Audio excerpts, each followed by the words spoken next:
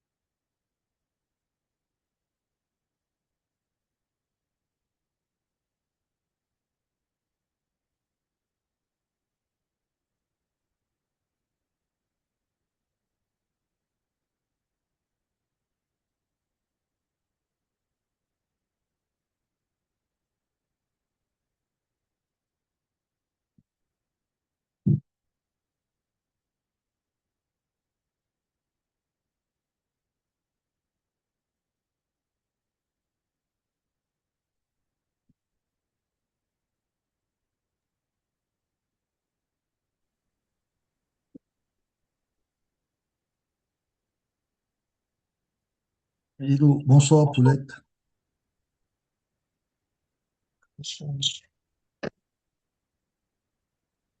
Bonsoir, bonsoir, bienvenue. Ok, on patiente encore 3 minutes. Oui, en fait, je peux faire juste une petite remarque. Allez-y.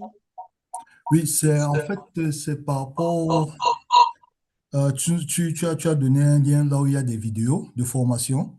Ok. Oui, oui, j'ai déjà regardé deux vidéos, ce sont des très belles vidéos, c'est bien expliqué, mais est-ce qu'on peut déplacer l'image du monsieur qui explique là, parce que beaucoup d'explications, son image cache cela, les écritures. Non, c'est déjà enregistré, on ne peut pas. Ah, ok, Sauf d'accord, si on ok. refait. Pardon? Je dis sauf si on refait, mais à un moment, on va même refaire, vu que ces Ah, trucs-là évoluent vite. d'accord. Mais sinon, c'est Je vais intéressant. prendre C'était juste ça, que bon, il y a certains je comprends. messages qui sont cachés par son image. D'accord, je vais prendre ça en compte sur la deuxième version. Merci beaucoup à D'ac- toi. D'accord, merci. Ok. Peut-être que tu es connecté sur deux appareils. C'est pour ça que ça fait l'écho. Bon, si ton micro est coupé, ça va, ça ne dérange pas.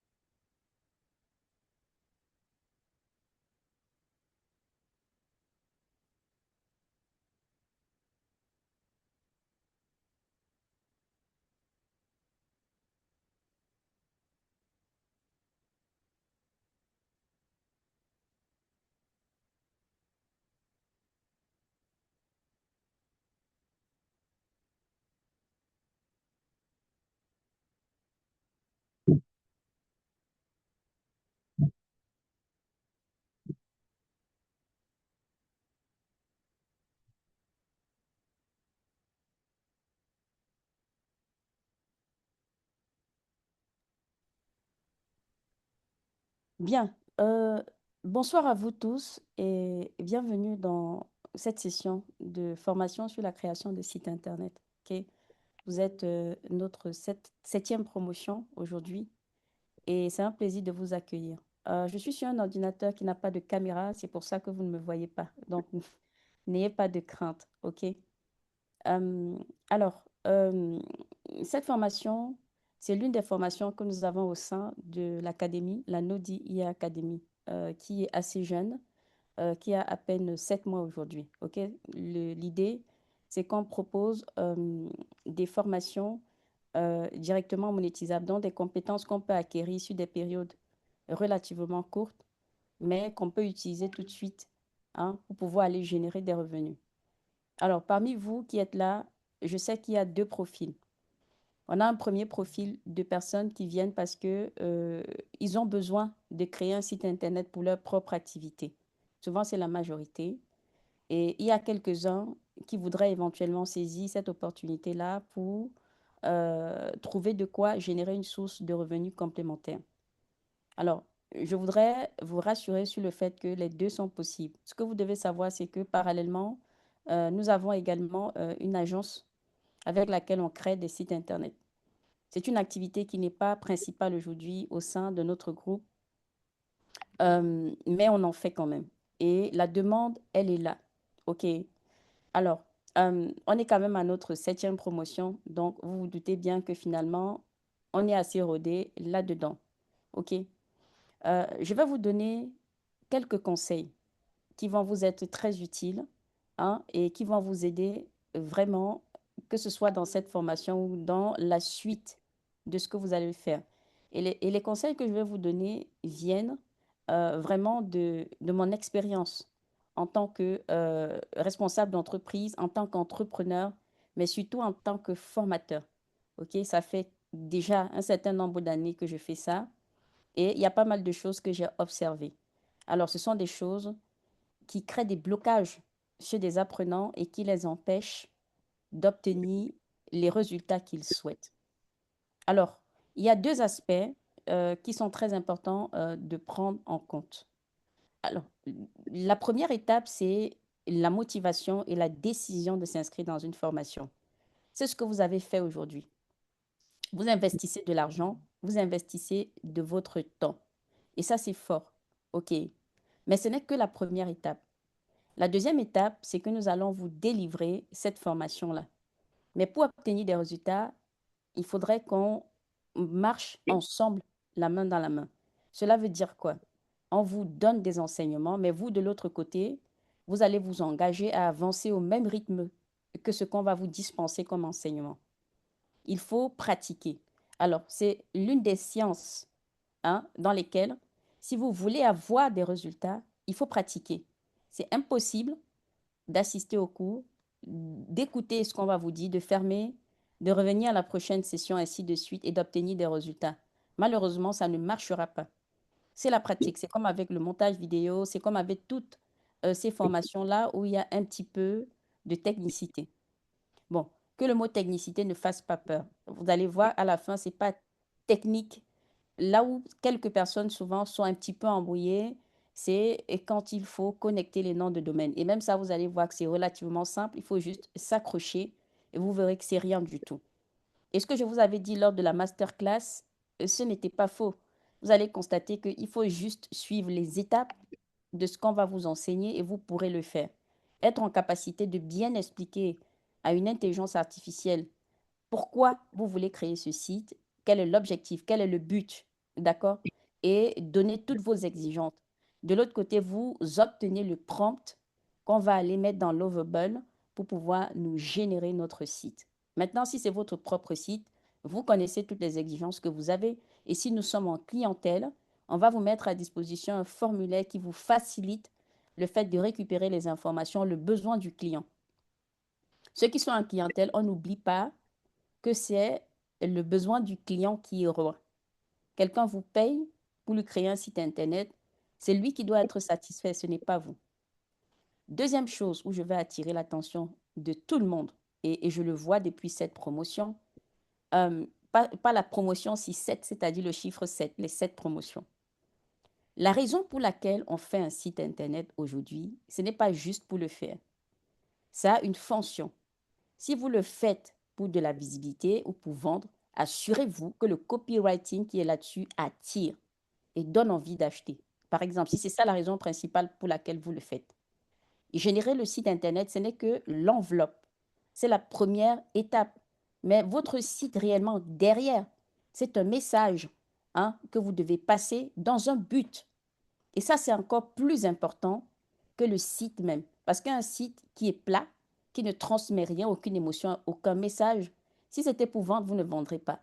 Et vous n'allez pas comprendre. Mais j'ai un site, pourtant, pourquoi ça ne fonctionne pas? Donc, ce sont des aspects sur lesquels il va falloir essayer de faire attention. OK.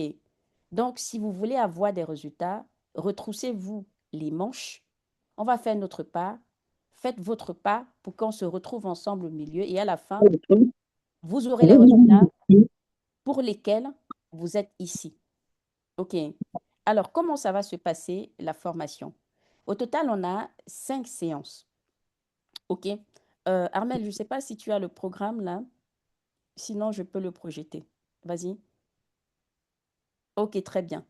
Donc, on a vraiment 5 sessions de formation. Donc, il y en a 4 qui vont tourner vraiment autour du site Internet proprement dit.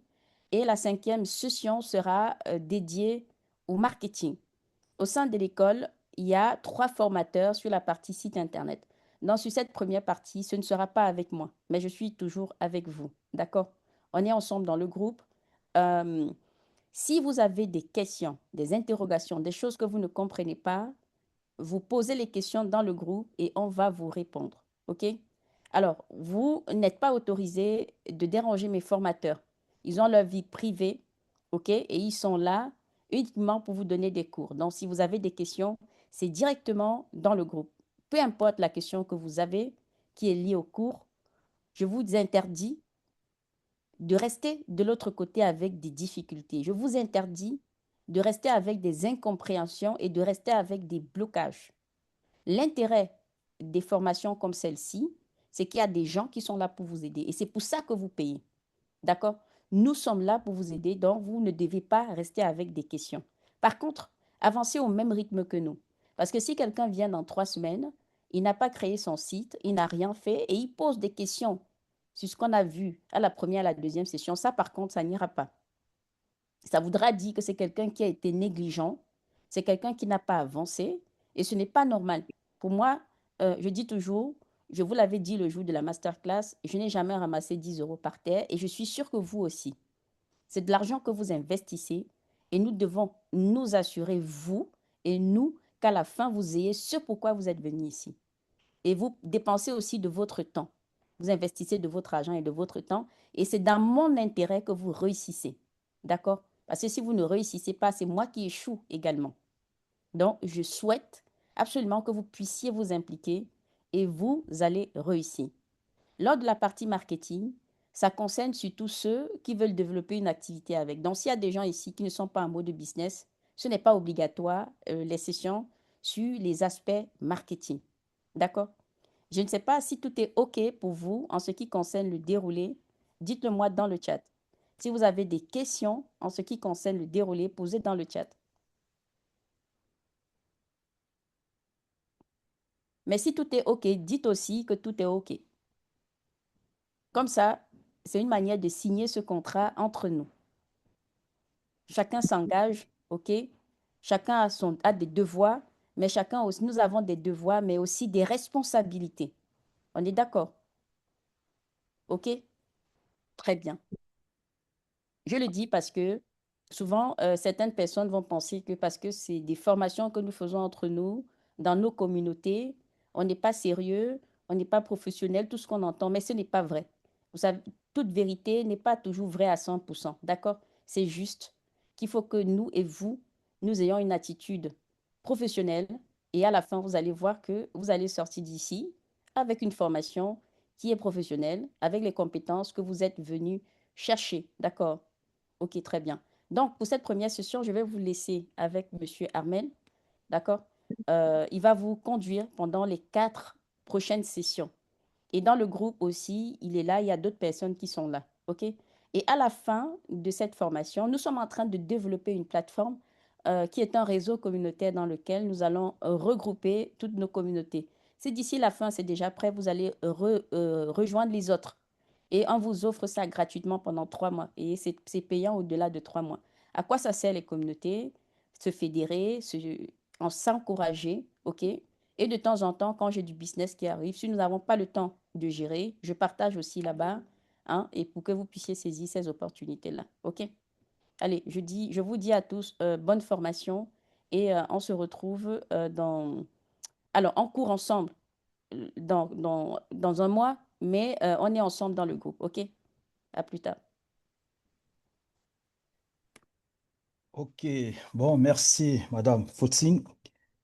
Bonjour à tous et à toutes et bienvenue à notre section de formation, ce qui concerne l'introduction du IA, à savoir le site web. Au nom de l'Académie, nous vous souhaitons la bienvenue et soyez assis comme chez vous. Mesdames, Mesdemoiselles, Messieurs, avant de commencer la séance d'aujourd'hui, permettez-moi de faire du bruit afin que je puisse savoir si vous tous, vous m'écoutez ou bien vous êtes avec moi. Mettez dans le chat si vous m'écoutez. Un OK suffit. OK, c'est super. Avant de commencer la séance d'aujourd'hui, il y a certaines règles que nous devons respecter. Comme vous êtes en train de voir sur l'écran, première règle, vous devez couper votre micro. C'est très important parce que si on ne coupe pas les micros, on sera distrait. Et comme deuxième règle d'or, vous devez demander la parole. Et pour demander la parole, c'est très simple. Vous pouvez lever vos doigts ou bien vous pouvez envoyer un message sur le chat. Comme troisième règle, vous devez être très attentif et surtout éviter d'être distrait parce que c'est très important. Et comme règle suivante, la ponctualité, elle est de l'or. Vous devez être ponctuel afin que nous commençons tôt et nous finissons aussi également très tôt. En ce qui concerne les caméras, vous êtes libre d'activer vos caméras, mais je vous conseille vraiment d'éteindre vos caméras pour pouvoir éviter vos mégas. Et aussi, il est très important, comme Madame Foutsing a dit tout à l'heure, de vous respecter, de respecter les encadreurs. Et aussi, vous devez choisir un endroit qui est très calme afin de mieux écouter ce que nous allons mettre à votre disposition. Et en ce qui concerne les questions, il est conseillé de poser les questions à la fin, soit en cas d'urgence. Comme elle a annoncé tout à l'heure, notre séance est divisée en 4 parties. Donc, pour les 4 parties, je serai votre formateur et la 5e partie qui sera pour clore la formation, elle va venir intervenir. Et en ce qui concerne l'organisation, le Zoom va se passer tous les dimanches de 18h30, heure de Paris. Ça veut dire ceux qui sont au Cameroun ou bien dans d'autres pays, ça sera 17h30 au niveau du Cameroun. Et ceux qui sont au niveau de la Côte d'Ivoire, c'est -2, ça sera 16h. Et au Canada, je crois aux environs de 12h. Et la première formation, c'est aujourd'hui, nous sommes le 19, et la seconde formation sera la semaine prochaine, c'est-à-dire le 26 avril. Et après, suivra la formation du 03, et enfin, ça sera le 10 mai 2026. Maintenant, au programme, nous avons 4 modules qui sont répartis comme suivant. Module 1, nous allons parler des fondamentaux d'un site Internet et également des différents types de sites Internet. Et comme module 2, nous allons utiliser l'outil qui va nous permettre de créer notre site. Et ensuite, nous allons enchaîner avec le module 3 qui sera comment gérer nos crédits, comment publier notre site, parce qu'un site, après avoir programmé, nous devons publier ça quelque part. Et enfin, nous allons vous montrer comment monétiser cette site. Maintenant, nous allons passer directement au but du sujet de la journée, à savoir, vous devez être capable à la fin de cette séance de savoir ce que c'est que l'Internet, de savoir qu'est-ce qui se cache derrière les différents mots comme le DNS, le URL, l'hébergement, le HTTP, et également que sont les différents types de sites Internet qui existent. Et nous allons aussi enchaîner avec la structure d'une page Internet et enfin, qu'est-ce que c'est qu'un US et nous allons atterrir par des caractéristiques d'un bon site Internet et nous allons clôturer à la fin par des exercices. Maintenant, comme j'ai dit, le but est que nous partions de 0 à héros. C'est-à-dire, nous allons essayer de donner le meilleur de nous, afin qu'à la fin, vous soyez capable de créer votre site avec l'outil Loverbird et que vous soyez aussi capable de la monétiser. Donc, tout ce que nous demandons, c'est de mettre en pratique ce que nous allons vous transmettre ce soir et aussi d'essayer d'exercer. Parce qu'à force d'exercer, vous allez arriver. Maintenant, nous allons passer au premier chapitre qui est l'Internet. Maintenant, si je vous pose la question à savoir, mesdames, mesdemoiselles, messieurs, qu'est-ce que c'est que l'Internet? Il y aura beaucoup de réponses. Mais sinon, c'est qu'on peut dire, l'Internet, ce n'est qu'un ensemble de réseaux mondiaux qui connectent les ordinateurs qui sont placés dans beaucoup de coins dans le monde entier. Et à quoi sert l'Internet? L'Internet sert à envoyer des informations, ça sert également à recevoir, parce que quand on envoie quelque chose, on doit aussi recevoir. Je vais prendre un cas qui est très simple. Actuellement, nous sommes dans les coins différents dans le monde entier et nous sommes en train d'utiliser l'outil Internet pour pouvoir dialoguer, pour pouvoir suivre le cours. Donc, c'est ça le but de l'Internet. Et on ne peut pas parler d'Internet sans évoquer certains éléments, à savoir le client d'un côté et le serveur de l'autre côté. Le client, c'est qui en fait? Le client, c'est toi, monsieur Lambda, avec ton ordinateur ou encore ton téléphone. Et lorsqu'on parle de client, c'est quoi? C'est quelqu'un qui est assis devant son ordinateur, il essaie d'envoyer un message quelque part et il y a de l'autre côté le serveur qui va recevoir. Et pour faire une analogie très simple, on va prendre le cas du restaurant. Disons, Monsieur X qui se présente dans un restaurant, il est comme un client et dans le restaurant, il y a le cuisinier qui est comme un serveur. Vous venez faire quoi? Vous venez passer la commande d'un repas. Ça veut dire, toi, tu es un client et le cuisinier, lui, il est comme un serveur. Donc, il va recevoir votre commande et après, vous allez recevoir, votre commande sera servie. Donc, à retenir, le client, c'est ton téléphone, c'est ton ordinateur. Tu fais une demande et tu vas recevoir une réponse. Et le serveur, c'est quoi? C'est juste un ordinateur qui est placé quelque part. Ça peut être dans des bases de données, on les appelle les data centers. Et elles sont tellement énormes, elles sont tellement gigantesques et aussi beaucoup protégées. Maintenant, nous allons passer à l'option suivante. Nous avons parlé du client. Prochaine option, nous allons essayer aussi un peu d'expliquer comment ça se passe avec le fonctionnement. Quand on veut naviguer sur un site Internet, c'est réparti en 4 étapes. La première étape, c'est quoi? On utilise ce qu'on appelle le URL. Le URL, en fait, c'est quoi? C'est Uniform Resource Location. Nous allons voir ça tout à l'heure. Donc, je m'en vais sur mon URL, je tape l'adresse. L'adresse ici, c'est exactement un peu comme, disons, l'adresse de votre maison. Qu'est-ce qu'il va faire? Le navigateur ira poser une question au serveur et le serveur va répondre à notre client. Maintenant, il existe différents types de web, à savoir, il y a ce qu'on appelle les surfaces web. Comme un exemple, par exemple, ce sont des sites qui sont indexés. Je vais prendre le cas, par exemple, de Google. Je pense que tout le monde a accès à Google et pour avoir accès à Google, on n'a pas besoin d'une autorisation. Donc, on les appelle généralement les surfaces web. Et comme un exemple aussi de surface web, on a YouTube. Parce que chacun de nous peut avoir accès à YouTube, chacun de nous peut avoir accès à Google sans avoir autorisation. Cependant, il existe ce qu'on appelle le Deep Web.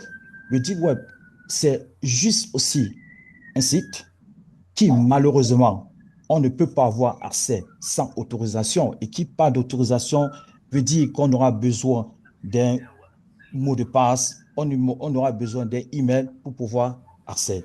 Il y a ce qu'on appelle un sous-groupe de ce qu'on appelle le Deep Web, qui est par exemple le Dark Web.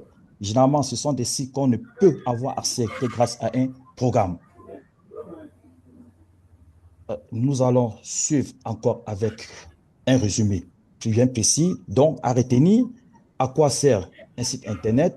Donc, comme j'ai dit tout à l'heure, vous faites une demande, vous êtes de l'autre côté et le serveur répond et le serveur renvoie sur votre écran ce que vous avez demandé.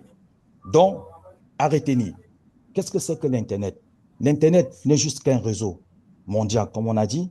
Et qu'est-ce que ça fait? Ça sert à faire beaucoup de choses. Et nous avons dit aussi la notion de navigateur. Le navigateur n'est qu'un outil qui nous sert à naviguer sur le net. Tout à l'heure, vous allez essayer de voir les différents sites de navigateurs qui existent et plus précisément à quoi ça sert. Comme prochain élément important que nous allons voir, comme j'ai annoncé tout à l'heure, il s'agira du navigateur, du URL, du DNS, du HTTP et HTTPS. En fait, qu'est-ce que c'est qu'un navigateur, comme j'ai dit tout à l'heure? Un navigateur, c'est juste un logiciel qu'on trouve sur son ordinateur. Et à quoi ça sert le navigateur? Le navigateur, exactement, il permet d'avoir accès à l'Internet. Avec un navigateur, on peut également avoir accès aux différents fichiers qu'on a sur notre ordinateur. Ça permet aussi de naviguer sur les différents sites Internet. Et nous sommes tous d'accord que sans navigateur, on ne peut pas avoir accès à un site Internet.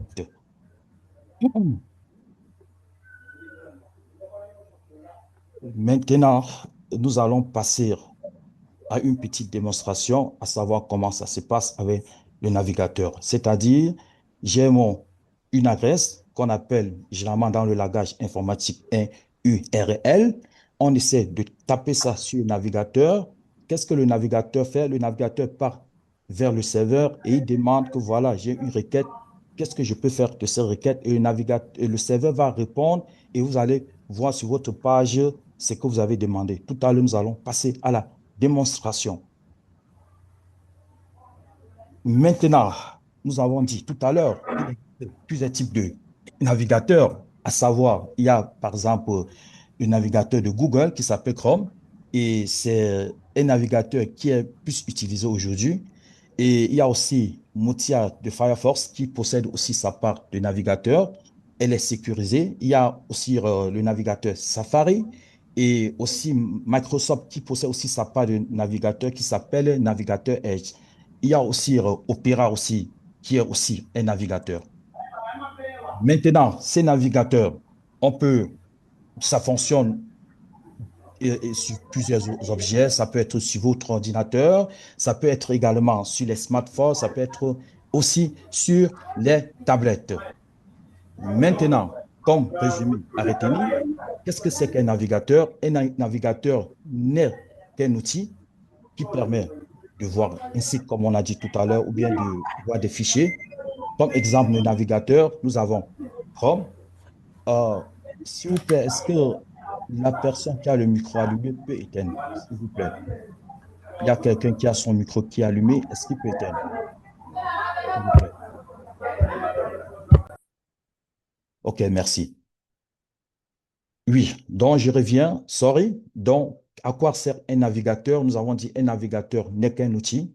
C'est un logiciel qu'on trouve sur les ordinateurs.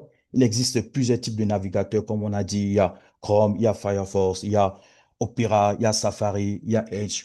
Et ça sert à afficher des sites web.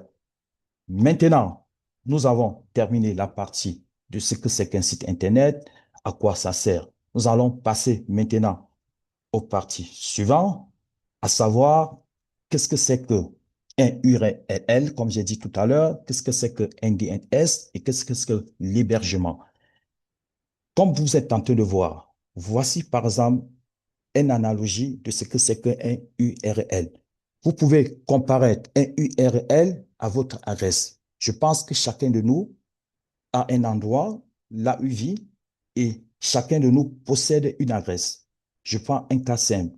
Supposons un monsieur ou bien quelqu'un qui va aller dans un supermarché. Le supermarché possède une adresse. Et c'est grâce à cette adresse qu'on peut mettre dans notre GPS et ça nous dirige exactement là-bas. C'est la même chose avec le URL, Uniform Resource Location. Là-bas, c'est l'adresse d'un site Internet. Donc, URL, on dit en fait, c'est l'adresse d'un site Internet.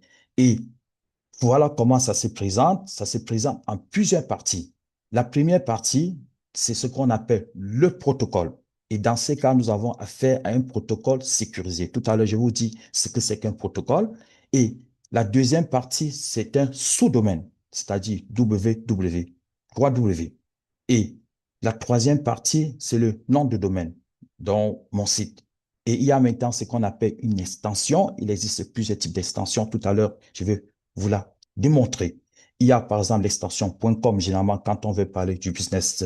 Et maintenant, il y a un chemin parce que lorsqu'on est dans un site Internet, on a plusieurs pages et il y a une façon de mener d'une page à une autre page. On appelle ça chemin. Comme dans le cas présent, il y a un tiret, il y a le service. Donc, c'est un chemin. Donc, maintenant, nous partons droit au sujet. Qu'est-ce que c'est qu'un URL? Comme nous avons dit tout à l'heure, un URL n'est juste que l'adresse d'un site Internet. Et ça, c'est un exemple. Et aussi, cette adresse, elle est unique. Elle est unique. Tout à l'heure, on va aller dans un site qui s'appelle WHOIS et on va essayer de vous montrer comment ça fonctionne. Donc, quand par exemple, on va taper https www.monsite.com, ça sera une adresse unique. C'est un peu comme là vous logez. Je pense que vous possédez une adresse unique qu'on peut vous localiser égal là où on se trouve dans le monde entier. Donc, c'est exactement la même chose avec l'adresse d'un site Internet. Donc, comme j'ai dit tout à l'heure, cette adresse est décomposée en plusieurs segments. À savoir, nous avons le HTTPS qui est un protocole. Et quand vous allez voir à côté de HTTPS un cadenas, ce cadenas veut dire que votre site est sécurisé. Il existe aussi. Cependant, HTTP qui n'a pas de S, ça veut dire que votre site n'est pas sécurisé. Maintenant, j'ai dit tout à l'heure que quand vous allez voir le site, il y a par exemple des différentes parties, à savoir HTTPS qui veut dire que c'est sécurisé. Il y a l'autre partie qui s'appelle www mon site. Là-bas, c'est le nom de domaine et service, c'est la page.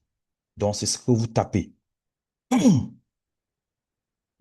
Prochain mot à retenir, c'est le DNS. Le DNS, c'est domaine, c'est name et système. En fait, c'est comme l'annuel de l'ordinateur, hein, donc c'est comme un traducteur. On peut voir ça dans le sens que les ordinateurs, généralement, ne comprennent pas quand on les écrit les mots, ils comprennent plutôt les chiffres. Et quand on part, par exemple, dans le navigateur, on tape, par exemple, www.google, malheureusement, l'ordinateur ne comprend pas ça rapidement, donc il faut que ça soit traduit en langage de l'ordinateur. Et ce qui permet de traduire ça, ça s'appelle le DNS. Donc, c'est l'annuel, c'est un traducteur, si on peut dire. Donc, quand on prend, par exemple, le cas présent, quand j'écris sur mon navigateur monsite.com, qu'est-ce qu'il fait? Le DNS va traduire ça en chiffres et savoir, comme vous avez vu, monsite.com va être traduit comme exemple à 1 K2. On appelle ça le IP address. Et maintenant, pour le pourquoi ça le fait, c'est tout simplement, comme j'ai dit tout à l'heure, hein, parce que les ordinateurs, ils comprennent généralement que des chiffres. Hein.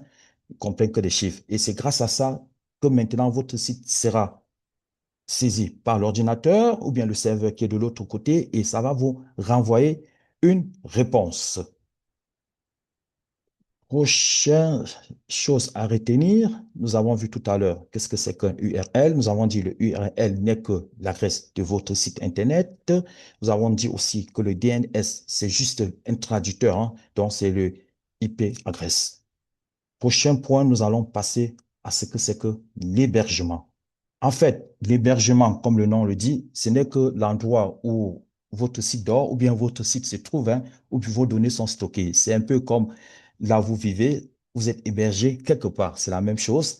Et c'est un endroit qui est ouvert 24 sur 24.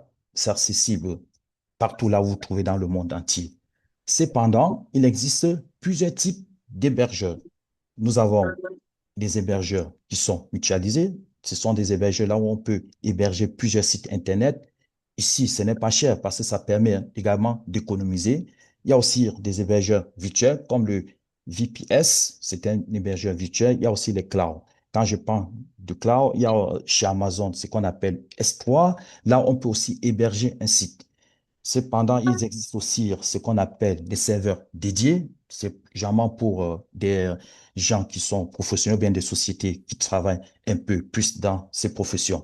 Cependant, il existe aussi plusieurs types d'hébergeurs ou bien des liens pour des hébergeurs. L'un des liens que nous connaissons très bien, c'est le www.hostinger.com. Là, on peut héberger des sites, on peut acheter des domaines. Il y a aussi au Bamboo aussi, et il y a aussi o2suite.fr. Ce sont les différents sites d'hébergeurs qui existent. Maintenant, comment ça fonctionne tout à l'heure? Comme j'ai dit, on tape sur le URL, c'est-à-dire on tape l'adresse, et qu'est-ce que ça fait? Ça part vers le DNS qui va traduire cet adresse vers le serveur, et le serveur va nous renvoyer notre site. Donc tout à l'heure, comme j'ai dit, nous allons passer en pratique. Maintenant, j'ai parlé tout à l'heure de ce qu'on appelle des extensions. Les extensions, c'est tout simplement le dernier mot ou bien le dernier point qui se trouve à la fin du nom d'un URL. Quand on prend par exemple le cas de Google, nous avons ici google.com. Nous voyons que le .com, c'est ce qu'on appelle l'extension. Et ça sera la même chose si je tape mon entreprise.fr. Le .fr sera ce qu'on appelle extension. Et il existe cependant les différents types d'extensions. Et cela dépend également de ce que vous voulez. Donc, on peut les classifier en fonction du général au particulier. Par exemple, quand je vais utiliser .com, ça veut dire que mon site a une tendance business ou bien une tendance commerciale. Et si j'utilise une extension .org, ça veut dire qu'il s'agit d'une organisation. Et si j'utilise le .net, ça veut dire qu'il s'agit de la technique ou bien du réseau. Et si j'utilise comme extension le .fr, ça veut dire qu'il s'agit de l'information. Attends, il y a quelqu'un qui a levé le doigt. Est-ce que vous pouvez coucher votre question sur une feuille et je vais la prendre tout à l'heure. En fait, non, C'est c'est très pas une facile. question, c'est juste une remarque. Je trouve que vous allez très vite. Si vous pouvez aller un peu moins vite, parce parallèlement, j'essaie aussi de prendre des notes, mais vous passez vite d'une page à une autre. Donc, si vous pouvez aller. OK, j'ai saisi. Grand merci. D'accord, Euh, merci. il y a une partie que vous n'avez pas bien saisie où je peux revenir. Non, ça va, on peut aller, ça va. Mais si vous, OK. alors, si vous pouvez aller Mhm. un peu moins rapidement, ça sera vraiment bien. Surtout au OK. niveau des pages, parce qu'on essaie de lire et de noter aussi. Ce qui est sûr, vous allez recevoir le replay de ça à la fin. Ah, Donc, ne ok, vous inquiétez d'accord. pas. Ok, Vous, merci vous- beaucoup. vous aurez un replay à la fin. D'accord, ok, OK, merci. ne vous inquiétez pas. OK, donc il existe aussi également des extensions géographie. Et quand on prend par exemple le cas de .fr, ça veut dire généralement le FR, c'est pour la France. Ou bien si à la fin vous avez .de, ça veut dire également que vous trouvez en Allemagne. Et .cm, c'est pour le Cameroun. Et .uk, c'est pour le Royaume-Uni. Il existe de nos jours aussi de nouvelles formes d'extension parce que la technique évolue et les gens créent tous les jours. C'est ainsi, quand vous allez voir une extension .tech, ça veut dire qu'il s'agit d'un site de technologie. Et si vous voyez .store, ça veut dire qu'il s'agit du commerce, il s'agit d'une boutique en ligne. Et .online, ce sont des sites d'activité ou bien des sites d'information. Et si vous avez à faire une extension .dev, ça veut dire qu'il s'agit ici d'un site des développeurs. Oui, mais là, Donc, ce que on doit retenir ici, il existe plusieurs façons, ou bien la question pour pouvoir choisir l'extension, c'est de dire quel est l'objectif de mon site. Alors, s'il vous plaît, est-ce que vous pouvez couper votre micro, Madame Gloria? oh, pardon. Votre micro, s'il vous plaît. Merci. Oui, donc je suis en train de vouloir vous expliquer comment on choisit l'extension. Donc, ça va dépendre de votre objectif, hein. Donc, j'ai pris un cas. Quand vous voulez faire du business, généralement, ce conseil de prendre .com parce qu'elle est internationale et généralement, ce sont des extensions qui sont très connues et elle est majoritaire. Et maintenant, s'il s'agit d'une extension locale, on peut prendre .fr ou bien .de, hein. Et si vous êtes en train de créer un site qui tend vers le e-commerce, vous pouvez prendre .store, .shop. Et si c'est de la technologie, c'est conseillé de prendre .tech ou bien .io.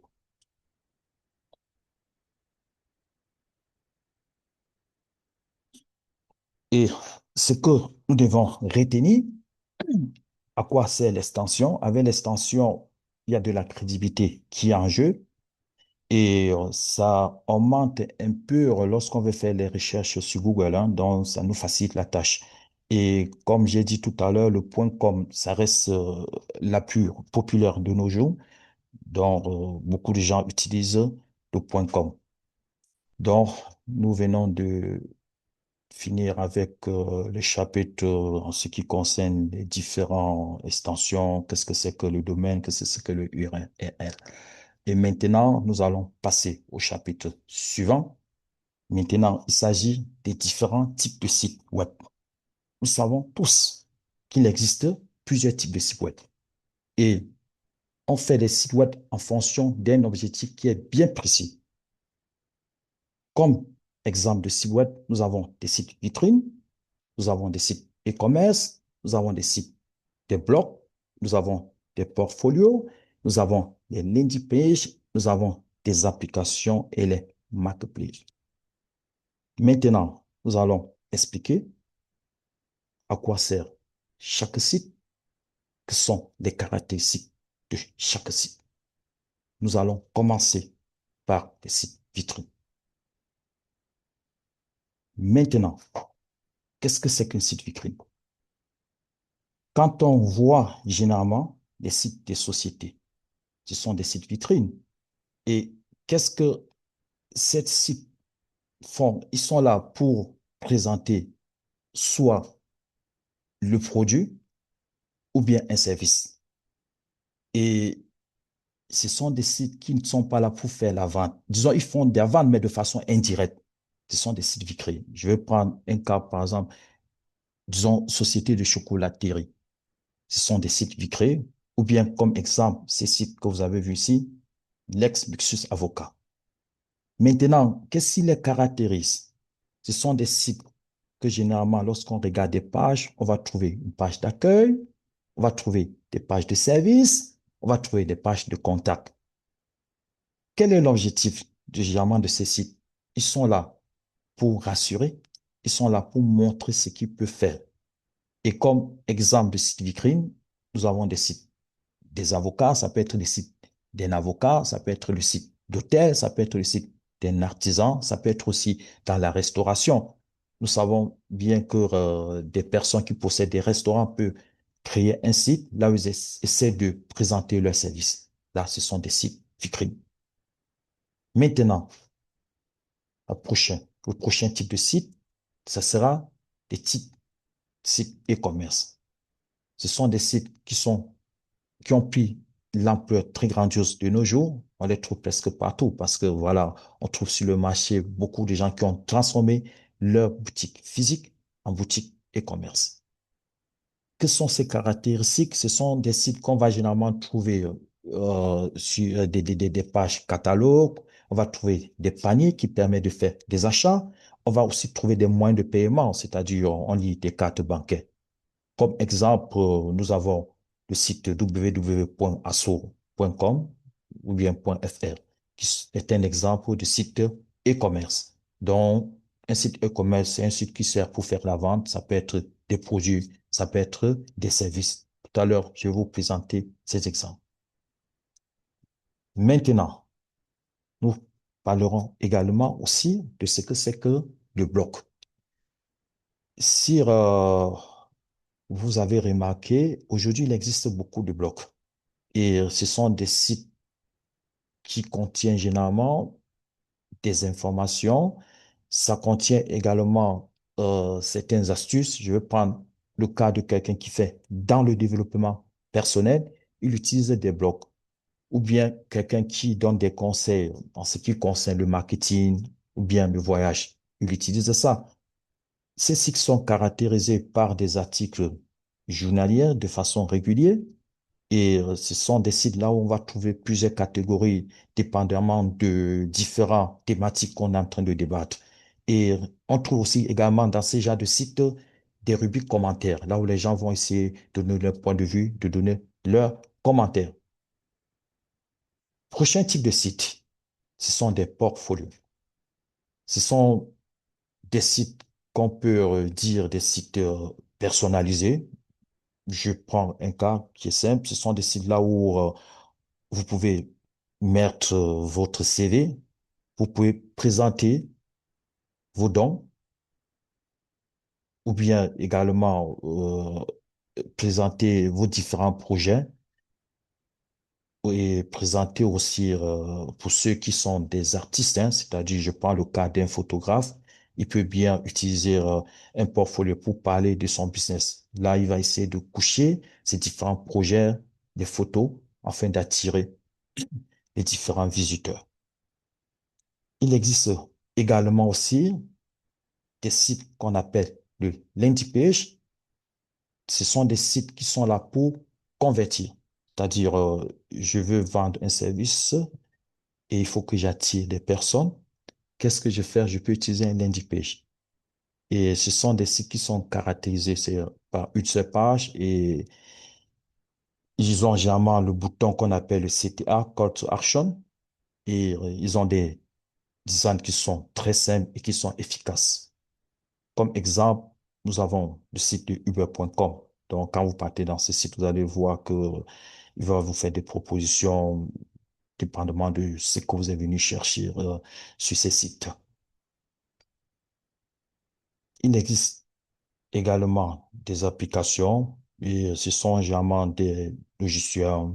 Et ici, ce sont des sites qui possèdent également aussi des bases de données et ce sont des sites là où il faut généralement aussi créer des comptes pour pouvoir aussi avoir accès. Parce que lorsqu'on parle des données, ce sont des choses qui sont très sensibles, hein.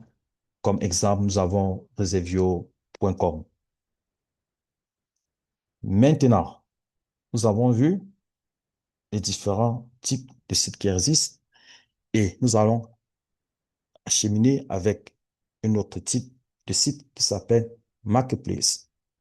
Les marketplaces, ce sont des sites qui sont comme des plateformes où des gens viennent faire des échanges. Ça veut dire, ce sont des sites pour des vendeurs et des revendeurs ou bien des intermédiaires, là où les gens font des transactions. Je prends le cas de Amazon.fr ou bien .com, là où si vous possédez un objet, un outil, vous pouvez aller déposer là-bas et vous vendez. Donc, ce sont des marketplaces. Maintenant, à retenir, chaque site a un objectif, comme j'ai dit tout à l'heure. S'il s'agit de présenter quelque chose, nous allons faire allusion à ce qu'on appelle site vitrine. Et s'il s'agit de vendre, qu'est-ce que nous allons faire? Nous allons avoir affaire à ces sites qu'on appelle sites e-commerce. Et s'il s'agit d'informer, nous allons faire ce qu'on appelle le blog. Et si nous voulons montrer ce que nous sommes, nos chères œuvres, nos dons, nos talents, nous allons aller sur ce qu'on appelle portfolio. Maintenant, nous voulons convertir un site en business ou bien convertir pour recevoir des clients. Nous allons utiliser ce qu'on appelle le landing page. Et maintenant, si on veut parler des sites là où il faut faire l'interagir, nous allons parler ici des applications. Et enfin, si nous voulons connecter des gens, des commerçants, des vendeurs, nous allons parler de marketplace. Maintenant, nous avons vu les différents types de sites qui existent et nous allons passer à une partie qui est très importante, à savoir ce que c'est que une page web, que sont ses caractéristiques, que sont les différentes parties. Donc, je vous prête, mesdames, mesdemoiselles, messieurs, d'être très attentifs. Maintenant, nous allons voir la structure d'une page. On peut comparer une page comme une personne physique comme nous, c'est-à-dire nous sommes composés de la tête, du corps et du pied. C'est la même chose avec une page Internet. Une page Internet est composée de la tête qu'on appelle header, c'est composé du corps et dans le corps, nous avons aussi certaines parties qu'on les appelle les zéros, on les appelle les sections. Et enfin, il y a ce qu'on appelle le footer qui est comme le pied. Donc, nous passons directement aux explications profondes de la chose. Comme j'ai dit tout à l'heure, une page web est organisée en 4 parties. Le header, l'hero, section et le footer. C'est quoi le header? Comme j'ai dit tout à l'heure, c'est la tête. Et qu'est-ce qui est caractéristique? Qu'est-ce qu'on peut trouver dans un header? Dans un header, on peut trouver les logos, on peut trouver le menu de navigation, on peut trouver le bouton call to action ou bien le bouton contact ou bien devis. Et quel est le rôle de ces headers?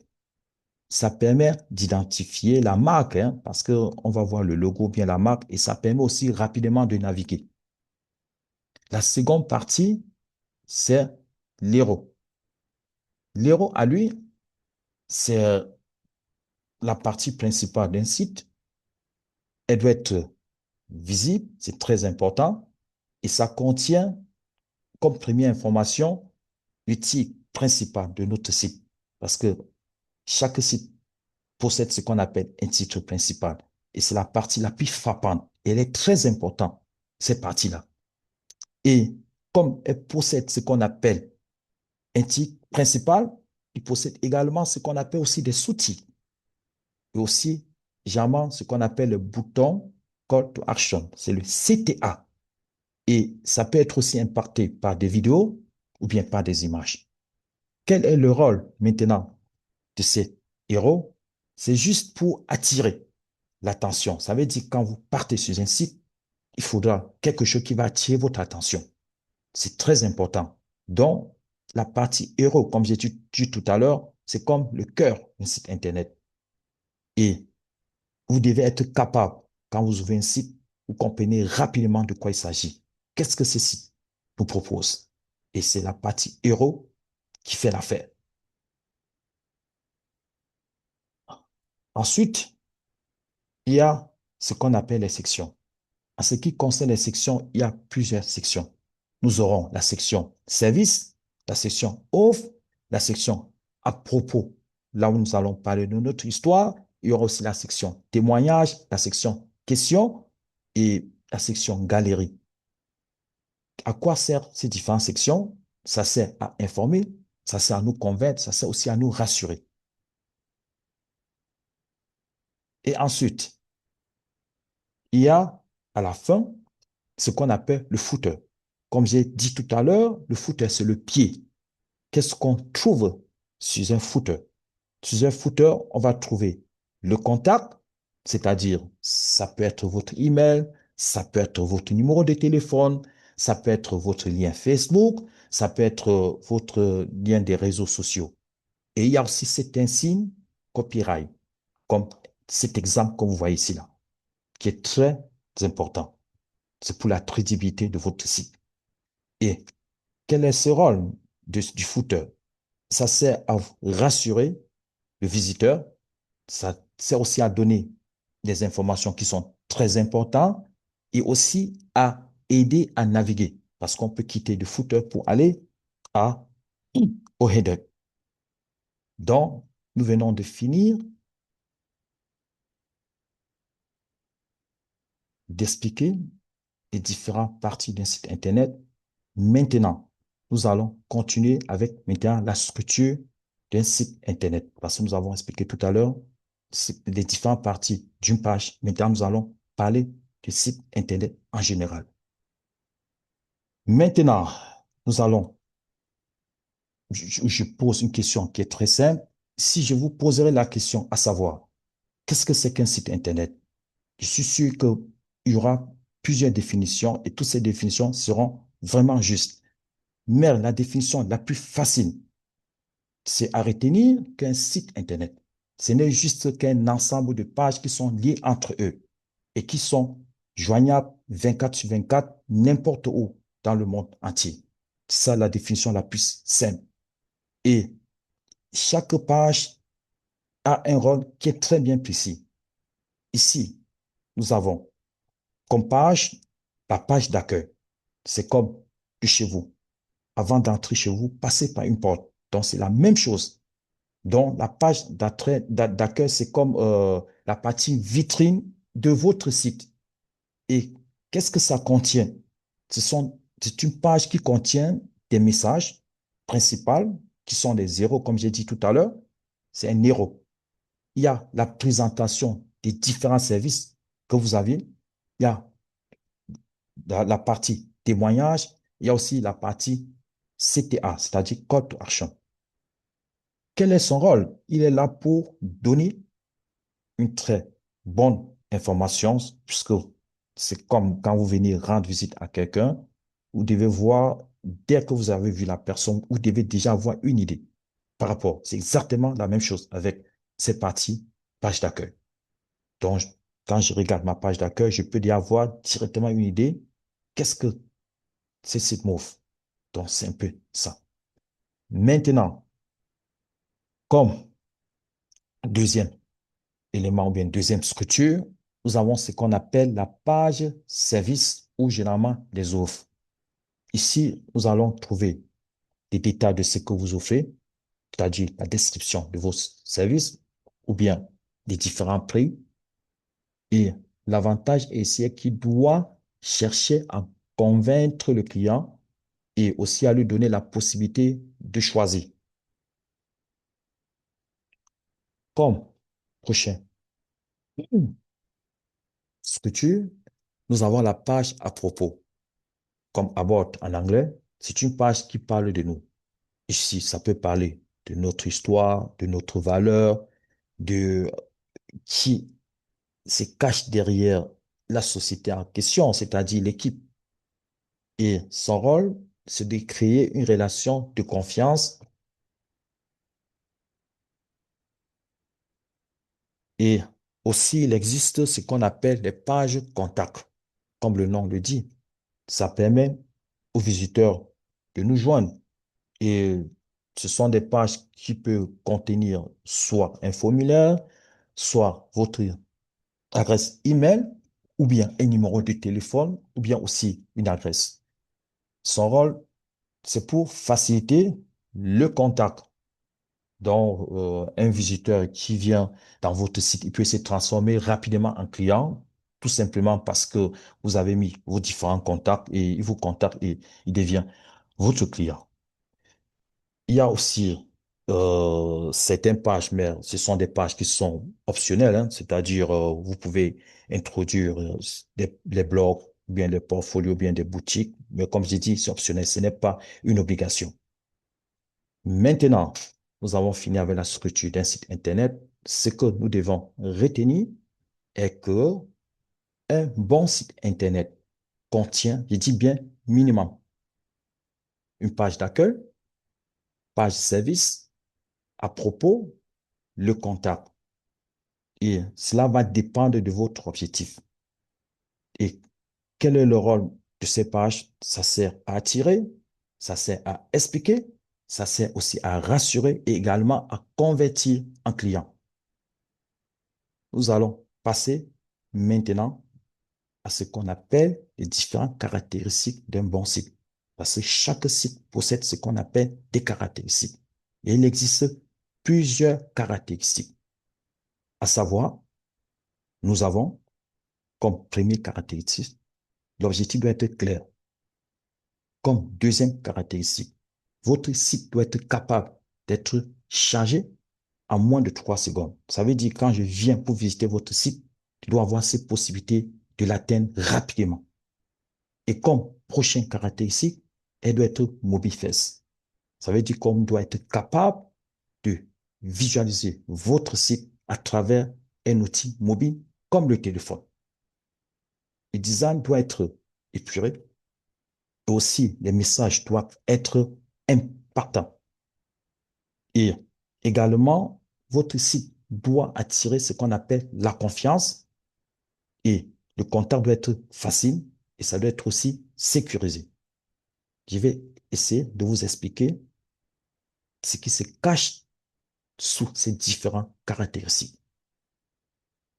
Nous commençons par l'objectif clair. Qu'est-ce que nous entendons par un objectif clair? Un bon site Internet doit avoir un seul objectif principal. S'il s'agit de la vente, vous devez parler de la vente. S'il s'agit de générer le contact, vous devez le faire ou bien présenter un service. Et tout site doit servir cet objectif qui est bien précis, comme j'ai dit tout à l'heure. Comme prochain caractère, nous avons la rapidité. Donc, un site doit être capable d'être chargé en moins de 3 secondes.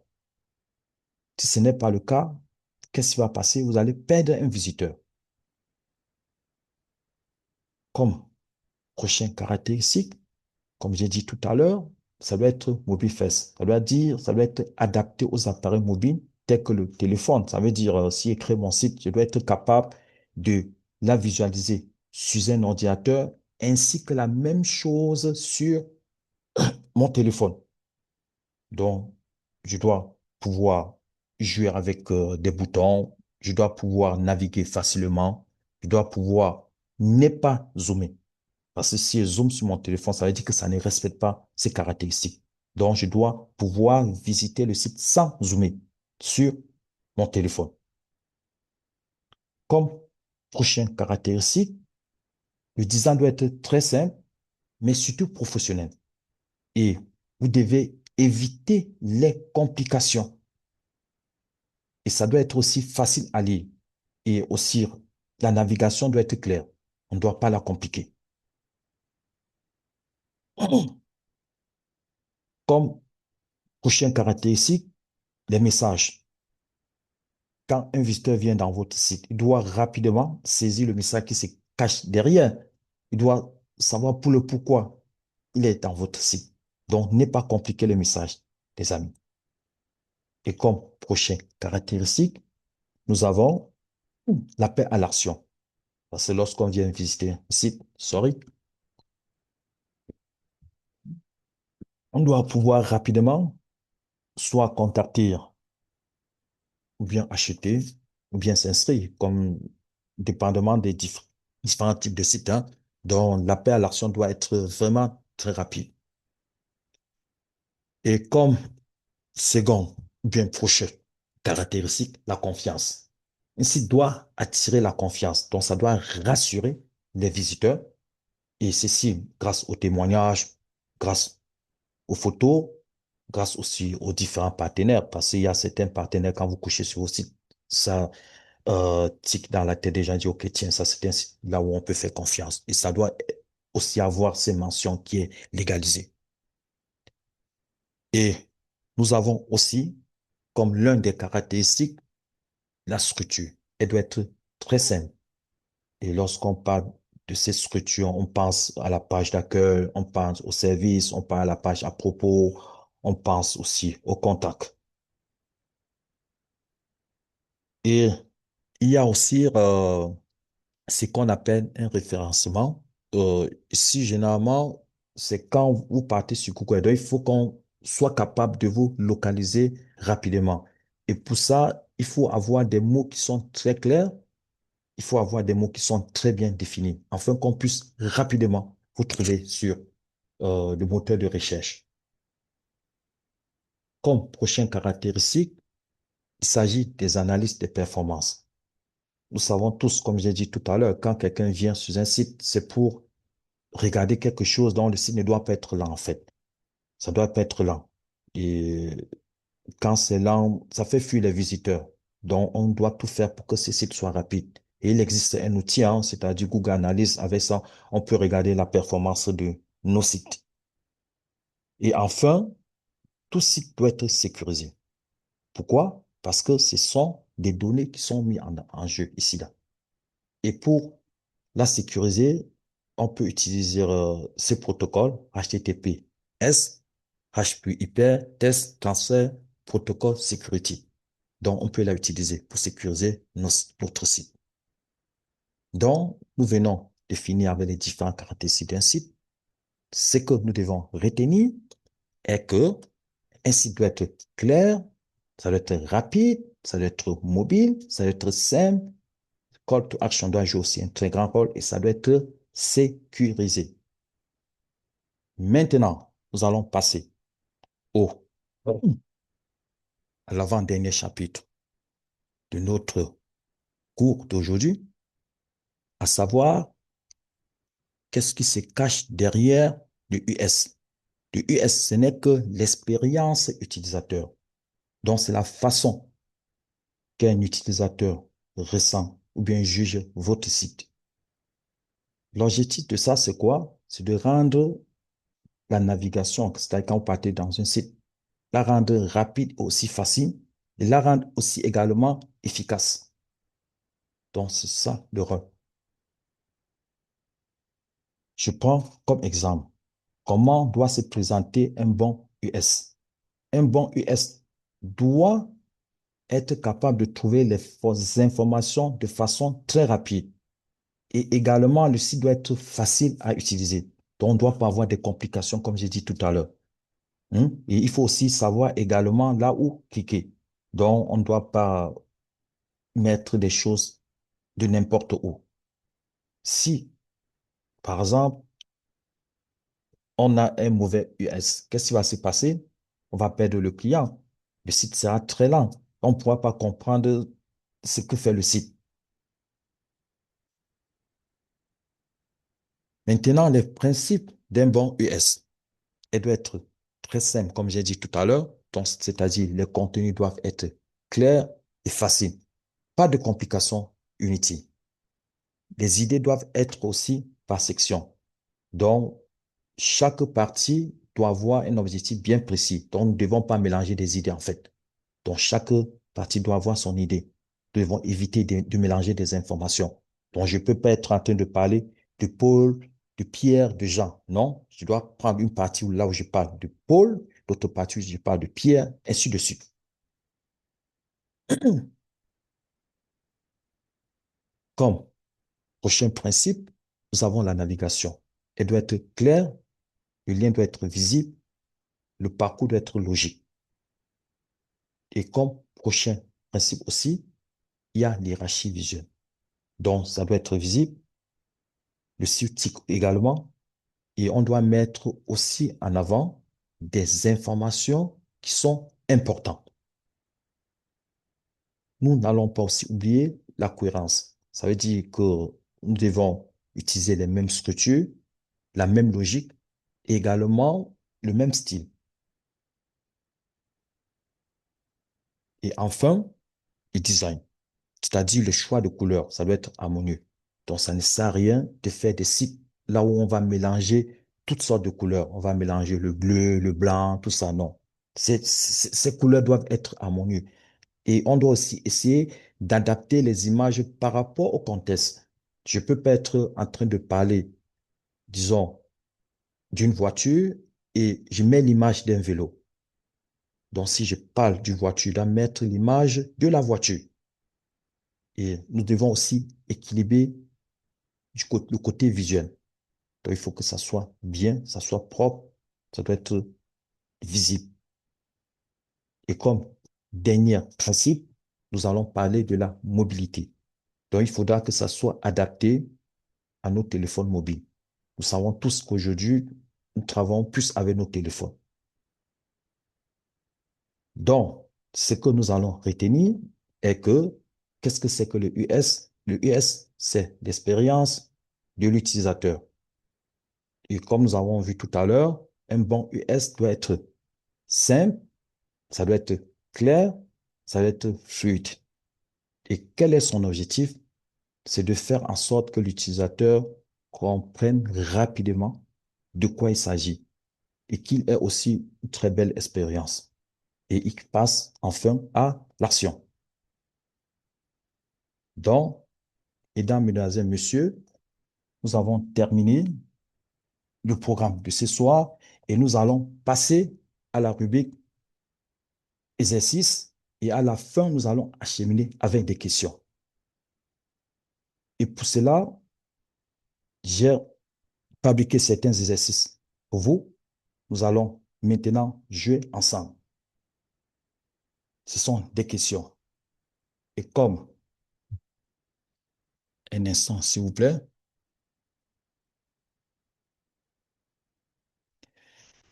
Et comme première question, j'aimerais savoir, donc maintenant, vous pouvez ouvrir vos micros et vous parler. J'aimerais savoir quelle est la différence entre un serveur et un client. Donc, vous êtes libre.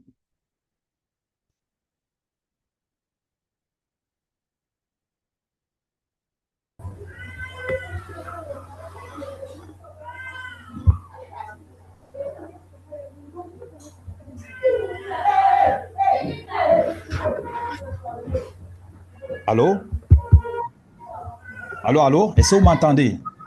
Si vous m'entendez, mettez le OK dans le chat.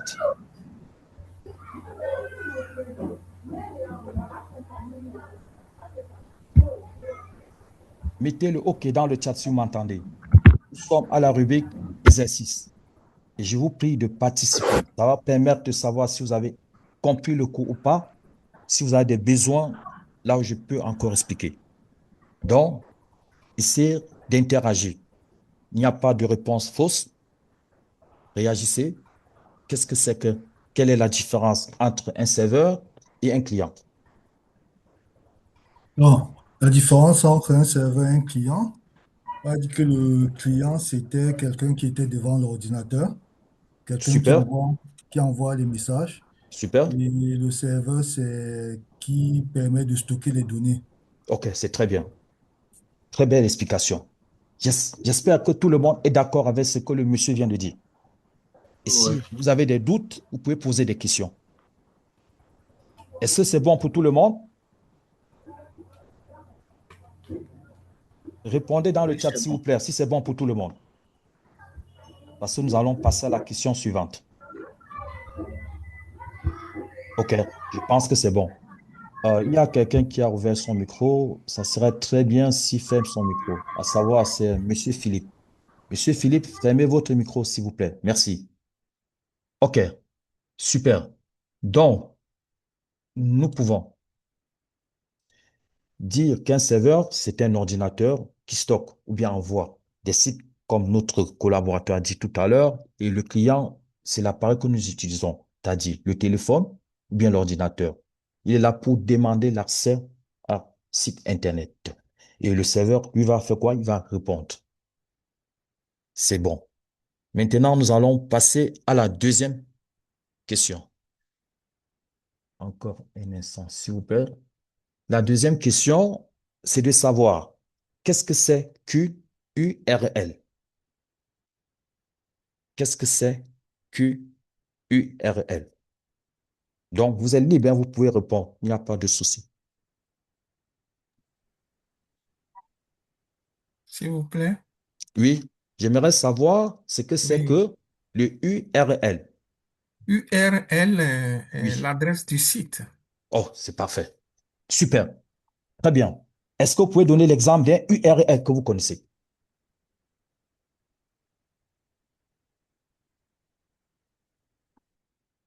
Est-ce que quelqu'un peut me dire ou bien me donner l'exemple d'un URL qu'il connaît?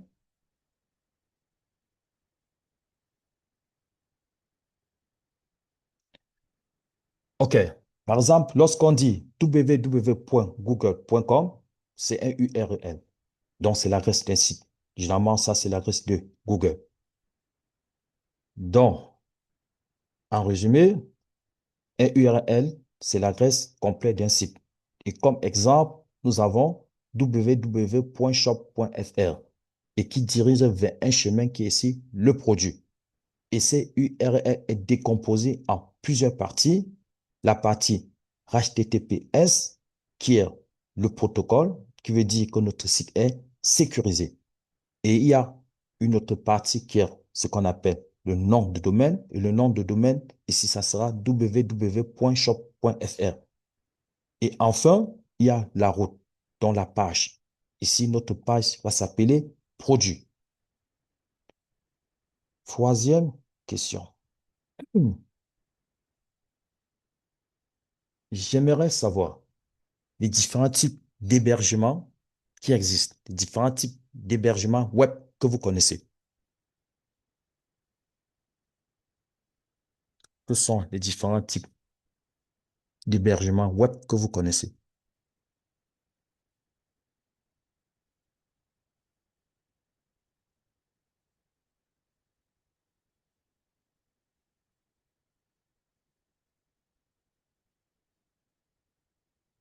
Ou posons la question autrement. Qu'est-ce que c'est qu'un hébergement? À quoi c'est un hébergement?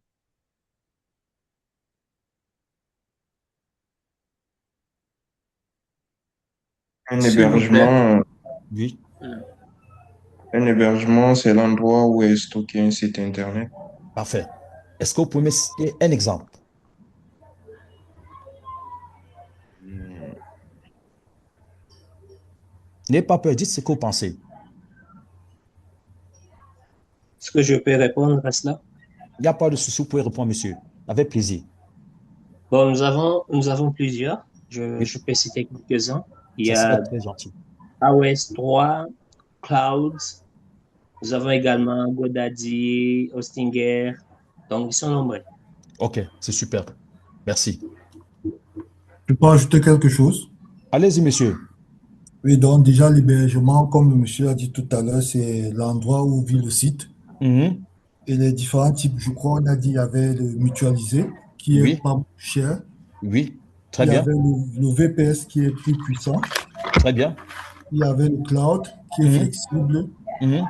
Et il y avait aussi le serveur, je crois, pour les professionnels, vous avez dit, je crois, le Oui, oui, serveur oui, oui, oui, oui, dédié. oui, oui. Mhm. Oui, Mhm. voilà, c'est ce OK, que je veux ajouter. OK, c'est super. Grand merci.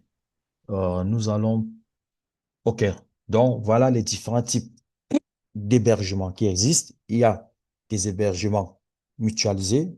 Ici, on va trouver plusieurs sites qui sont basés ou bien qui sont classés dans un endroit.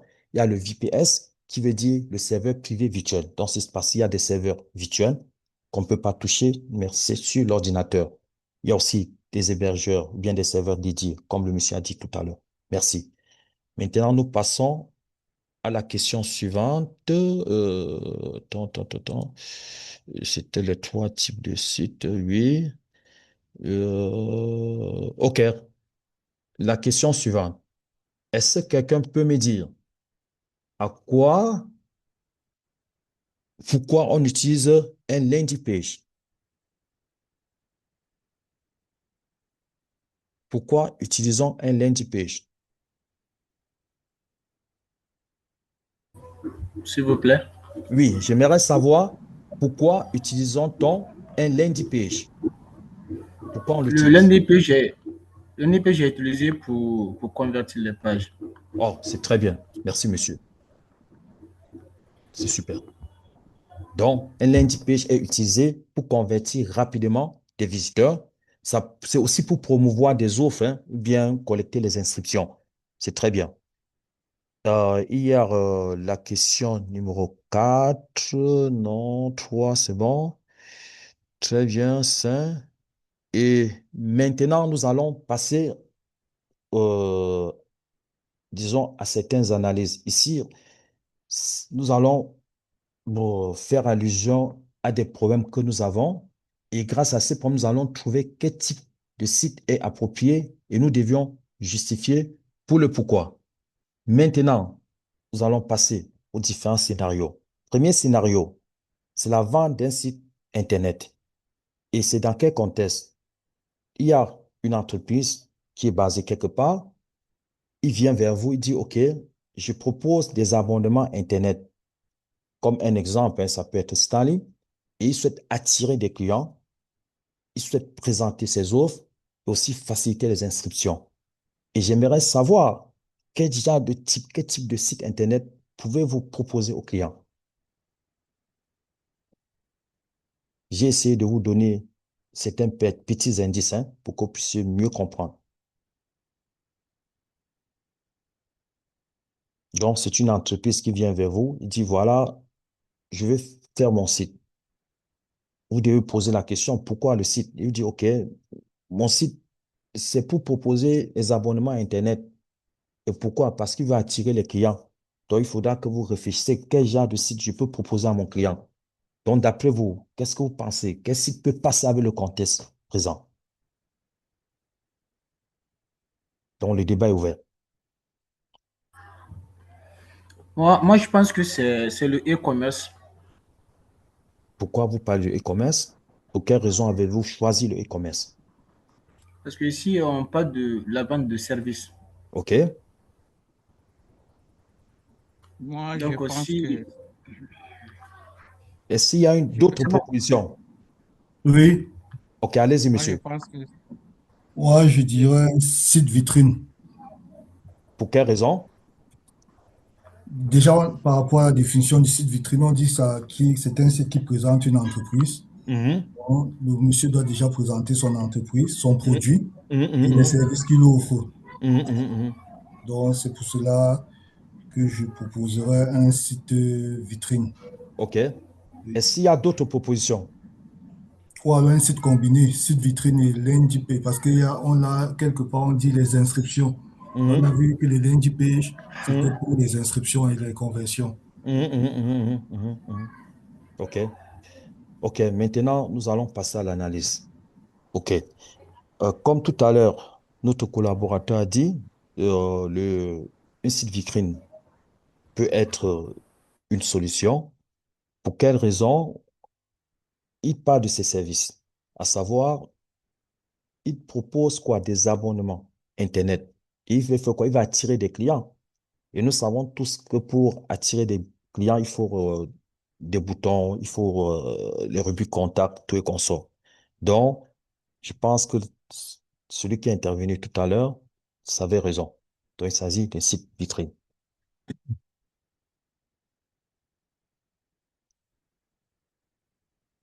OK. Prochain scénario. Hop, hop, hop, hop, hop, hop. Voici la prochain scénario. Qu'est-ce qu'il s'agit? Il s'agit de quelqu'un qui a une marque de produit, à savoir la personne faire dans le vente de produits cosmétiques, hein, c'est-à-dire des savons et d'autres. Et il souhaite permettre aux gens d'acheter ces produits directement en ligne. D'après vous, vous pensez que quel site est idéal pour ce type de problème? Nous pouvons solutionner le problème du client avec quel site, d'après vous? Je pense que c'est un site e-commerce Pourquoi un site e-commerce? parce que ça permet de vendre des produits et services en ligne. Très bien. Donc, comme caractéristique, si on parle de vente, quoi? On vend des produits. Hein? Et il a bien dit qu'il veut permettre l'achat direct en ligne. Donc, c'est comme votre boutique physique que vous avez quelque part et vous aimeriez très bien que cette boutique physique se transforme en boutique virtuelle. D'où il s'agit d'un site e-commerce. Super. Et comme tout à l'heure, nous avons parlé aussi des différentes caractéristiques d'un site e-commerce. Donc, il faudra penser au catalogue produit, il faudra penser au mode de paiement aussi et à la gestion aussi des commandes, hein. Faut pas oublier la partie là.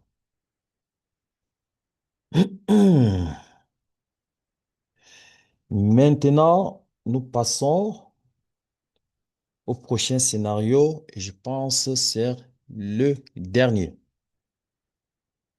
Un programme de formation souhaite recruter les participants et collecter des inscriptions.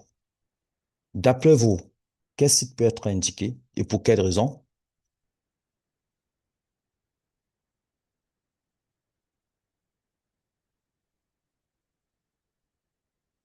Quel site peut être indiqué et pour quelle raison? Vous pouvez aussi mentionner dans le chat, hein, si vous ne voulez pas parler. Ça, c'est aussi une très belle chose. OK, landing c'est page, une site landing e-commerce. page, OK, landing page. oui, pour quelle raison parlez-vous de landing page? C'est pour J'essaie même de vous maximiser donner à les même certains inscriptions, éléments, hein. Donc, si vous lisez, vous allez rapidement trouver la réponse. Oui, je m'excuse. pour Qu'est-ce que vous avez? maximiser pour maximiser les informations. OK, c'est super. Donc, Oui, en fait, c'est compliqué. le monsieur a raison. Il s'agit de landing page. Très bien. Maintenant, nous avons terminé avec rubrique exercice. Donc, nous ouvrons les micros pour vos questions, pour vos doléances. Et j'aimerais savoir si vous avez tout compris ou bien s'il y a certaines personnes qui n'ont pas compris ou bien il y a certaines demandes. Vous pouvez écrire dans le chat, soit vous posez vos questions.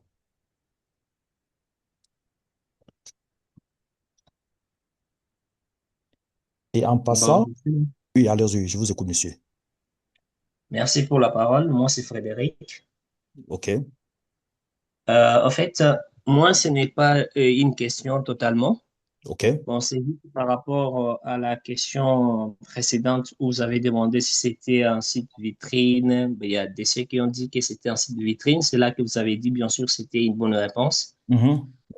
Il y avait une autre qui avait intervenu, qui avait dit, bien sûr, ça peut être aussi également landing page. Mhm, mhm. Pour le moment, moi, je trouve que des fois, on fait une combinaison C'est aussi des, possible. des, Oui, oui, oui, oui, oui, oui.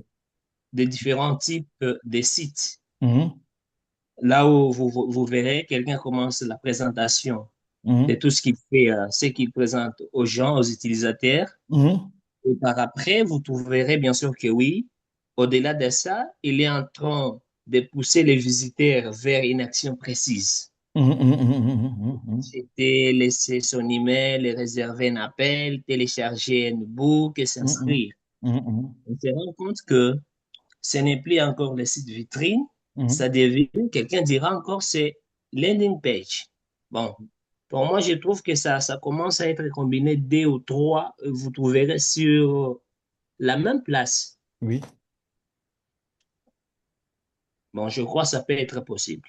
Non, non, c'est possible. Il y a des gens qui combinent des sites. C'est pour ça que si vous regardez lors de mon intervention tout à l'heure, j'ai dit c'est souvent optionnel.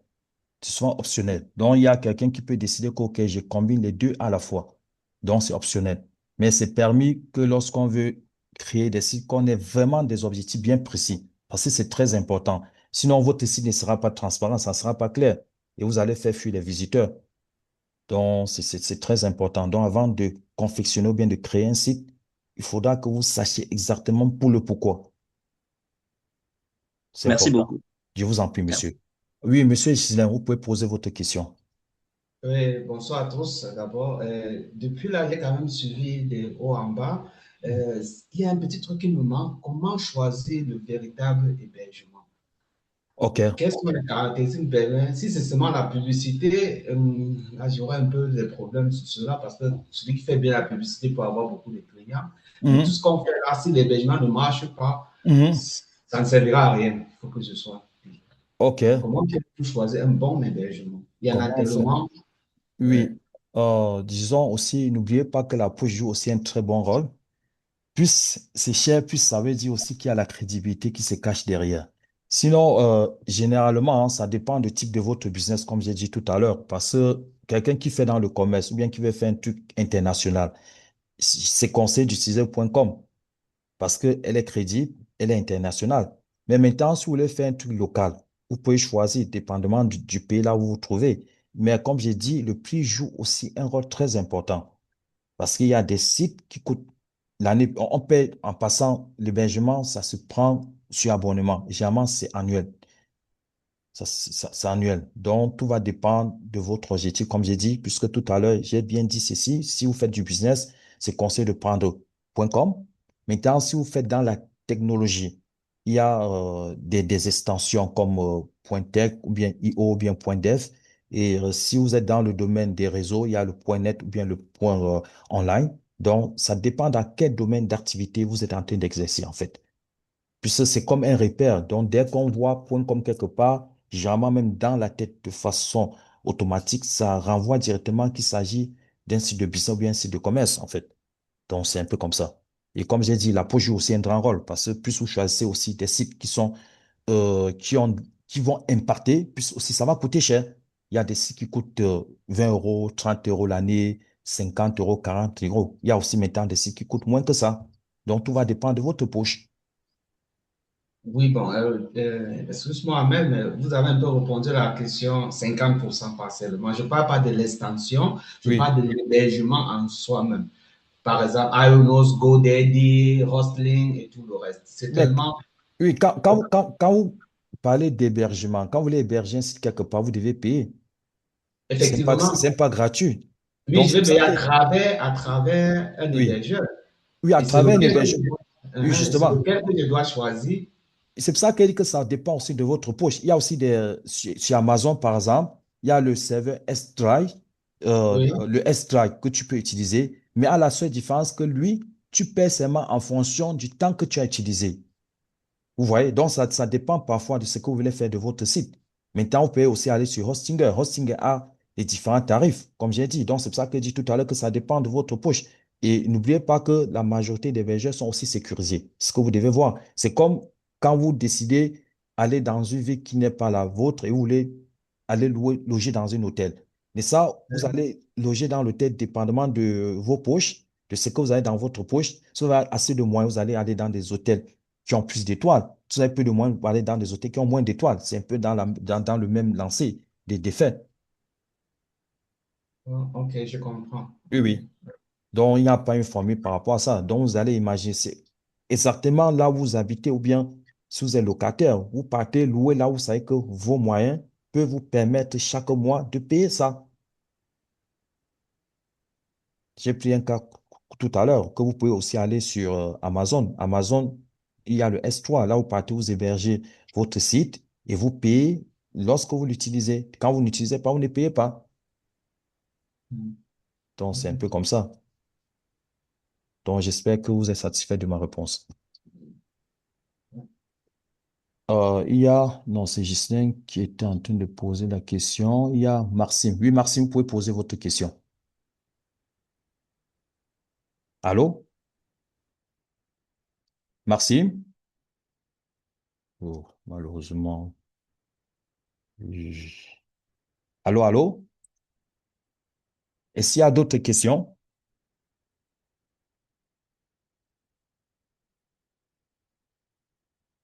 Allô, allô?